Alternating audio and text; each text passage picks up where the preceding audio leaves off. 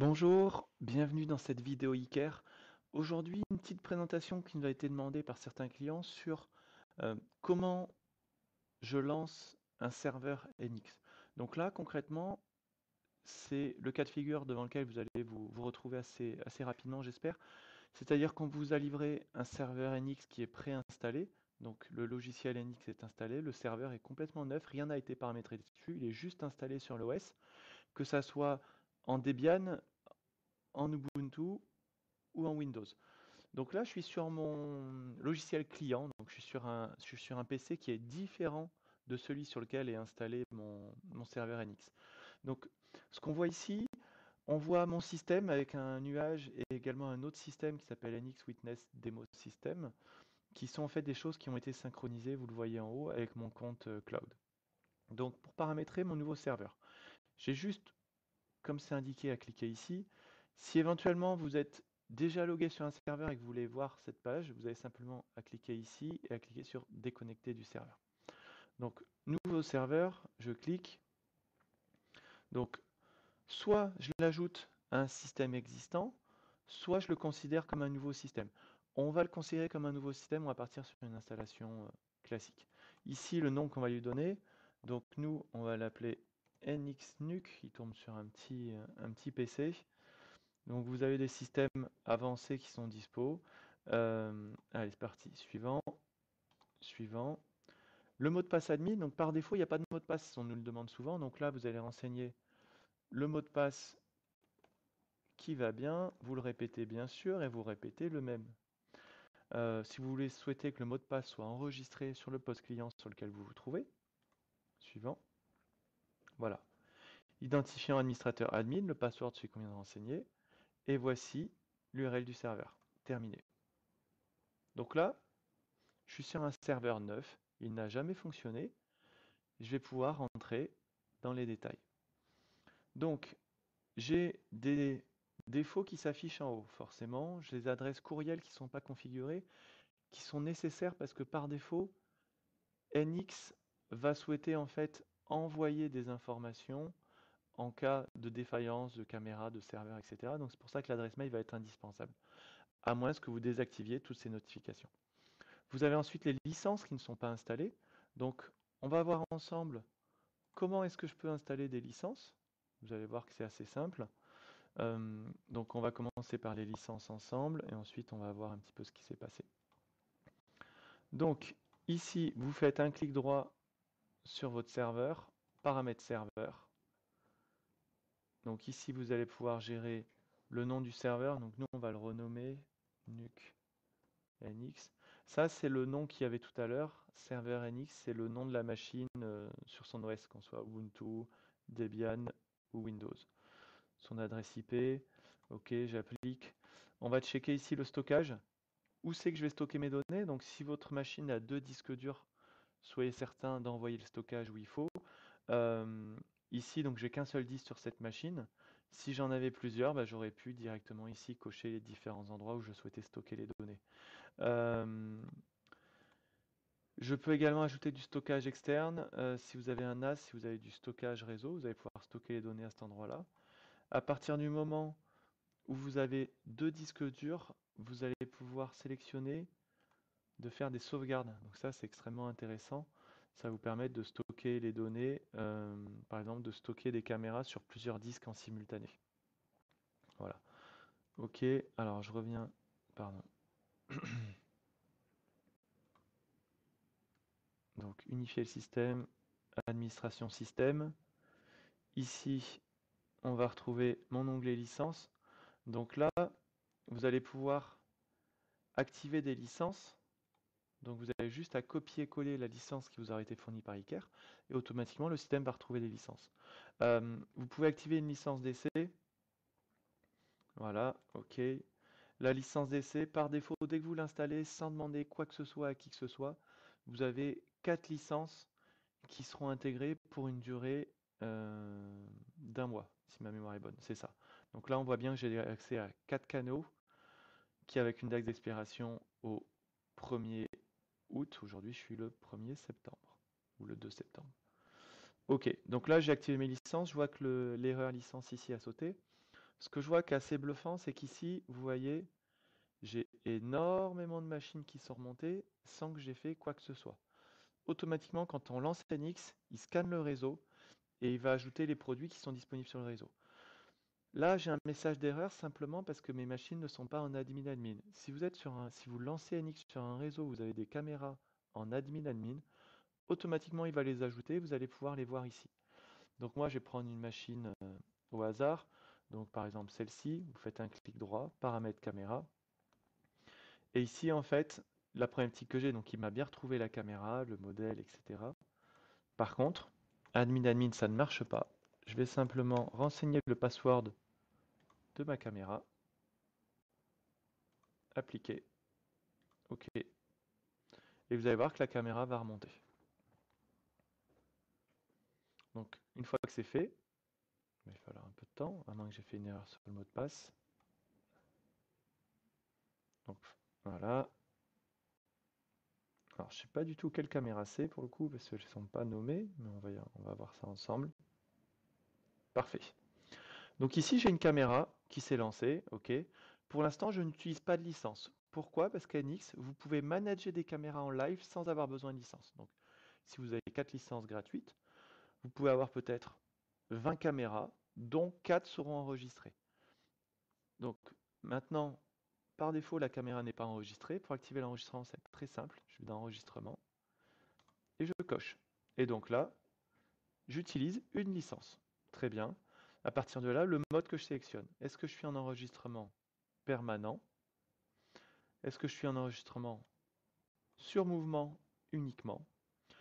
Ou, solution qui est assez intéressante, hybride, c'est mouvement et basse résolution. Ça veut dire quoi? Ça veut dire sur mouvement, je vais enregistrer le flux principal et en dehors de détection de mouvement, je vais enregistrer le flux continu. Ça va me permettre d'avoir un enregistrement permanent tout en économisant l'espace disque de mon système. Voilà. Si je suis sur de l'enregistrement sur mouvement, ici je gère mon pré-enregistrement et mon post-enregistrement. OK, appliquer. Par défaut, le système va être sur une détection de mouvement qui va être totale et pleine sur une sensibilité médium, c'est-à-dire 5. Ici, vous allez pouvoir dire, par exemple, s'il y a des zones de détection qui sont moins importantes que d'autres ou qui doivent être inhibées tout simplement. Imaginons qu'ici, j'ai une vue sur la voie publique, voilà, au-delà du masquage, hein, bien sûr. Ici, je vais pouvoir dire, voilà, je ne souhaite pas que que le mouvement sur cette zone déclenche un enregistrement en qualité maximale. OK, j'applique. Voilà. Donc là, mon système est terminé. Mon installation est terminée. Je vais pouvoir le faire sur une deuxième caméra si vous le souhaitez, pour pouvoir vous le remontrer. Paramètres caméra. Ici, on renseigne le password. Appliquer. Ma caméra va remonter dans quelques secondes, automatiquement. Donc là, j'ai bien une erreur ici.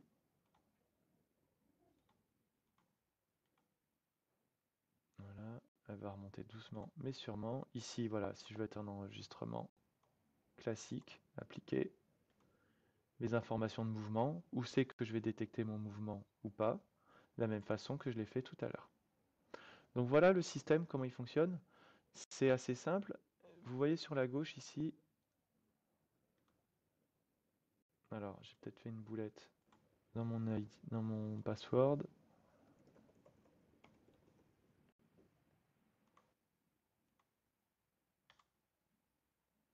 Voilà. Donc à partir de là, j'ai paramétré mon système. On va voir désormais comment on ajoute un nouveau serveur directement à un système existant, sans passer par la case création de serveur, etc. Pour ça, c'est très simple. Vous prenez un de vos serveurs qui est déjà sur votre système unifié, donc on va aller sur celui-ci. OK, donc 192.168.0.32. Soyez sûr de connaître le password de cette machine, ce sera plus simple. Ici, je me déconnecte. Donc là, je vois que j'ai deux serveurs qui n'ont jamais été configurés, qui sont tout beaux, tout neufs. Je me connecte dessus. Et là, donc, au lieu de mettre un nouveau système, je vais mettre ajouter un système existant. Je vais rentrer l'adresse IP. Donc https s://2. OK. Mon login. OK, next. Ah, j'ai une erreur sur le password, ça aurait été trop beau. OK.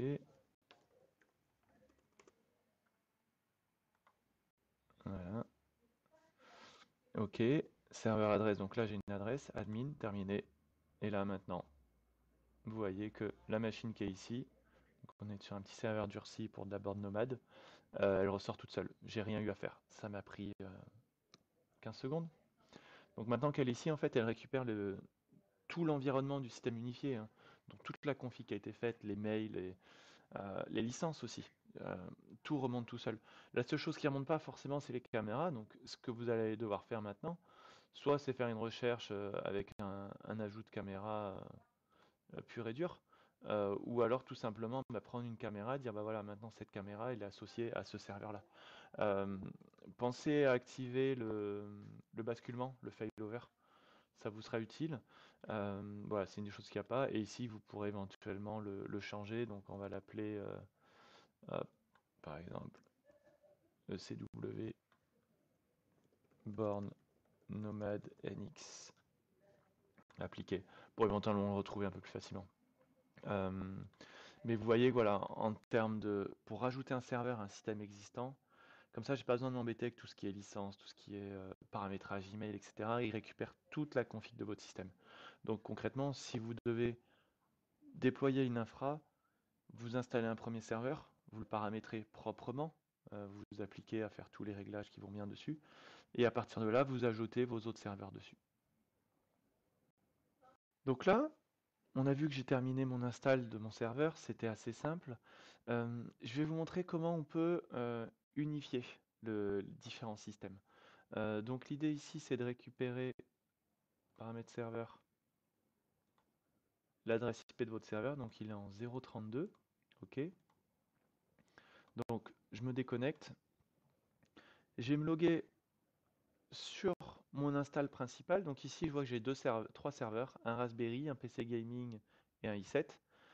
Je vais en fait unifier le système. Donc ici, je vais renseigner l'adresse IP de mon nouveau serveur, celui qu'on vient d'ajouter tout à l'heure, son password.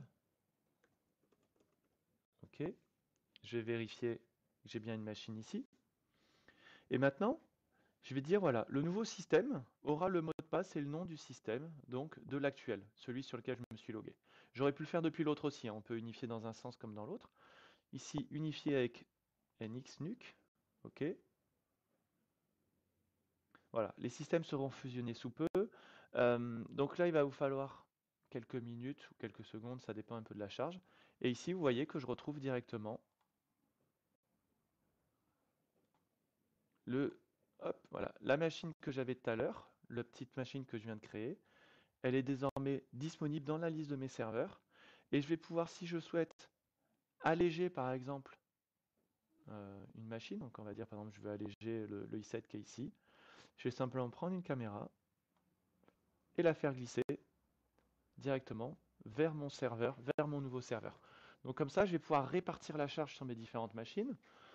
Pour voir l'état de charge de ma machine, n'oubliez pas que vous avez simplement à cliquer sur surveiller. Et ici, vous allez pouvoir voir où vous en êtes au niveau du CPU, au niveau de la RAM, au niveau des différents aspects, pour voir si je peux charger ou pas cette machine-là. Une fois que j'ai fait ça, donc là c'est simplement pour répartir la charge. Après, je vais pouvoir mettre en place le système de failover. Pour ça, c'est super simple. Il va vous falloir dimensionner en fait la capacité maximale de data que votre serveur est capable de récupérer. Quand vous le savez, vous faites un clic droit sur paramètres serveur. Vous activez le basculement et vous dites voilà,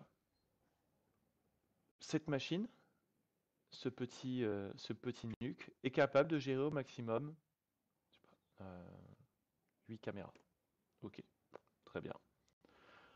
Maintenant, je vais pouvoir prioriser le basculement. Ça veut dire que je vais pouvoir donner plus ou moins d'importance à certaines caméras. Donc je vais dire, voilà, bah, par exemple, Cette caméra au niveau de la direction, elle est prioritaire, elle a absolument besoin d'être basculée en premier. À quoi va me servir de prioriser le basculement de mes caméras?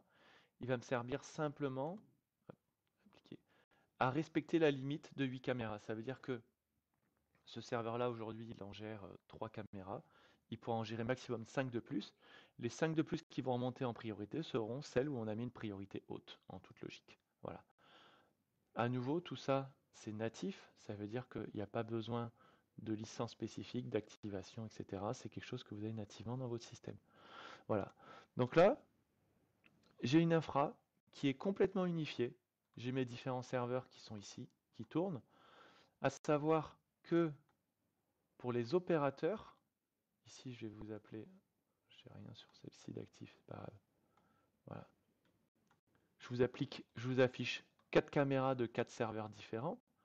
Si je suis un utilisateur, la partie serveur, j'ai pas besoin de savoir qu'il y a 4 serveurs, qui plus est, je ne le saurais même pas. C'est complètement invisible pour l'opérateur. L'opérateur, lui, il aura juste la gestion de ses mises en page, les appels de flux par défaut, etc. Ce genre de choses. La gestion des serveurs, il ne s'en occupe pas. C'est uniquement l'administrateur qui s'en occupe au moment où il déclare le serveur, au moment où il unifie le serveur et au moment où éventuellement il met en place le failover. J'espère que la vidéo vous a intéressé. N'hésitez pas à consulter toutes nos autres vidéos sur les différentes gammes NX et les autres marques disponibles en distribution chez Iker. Merci.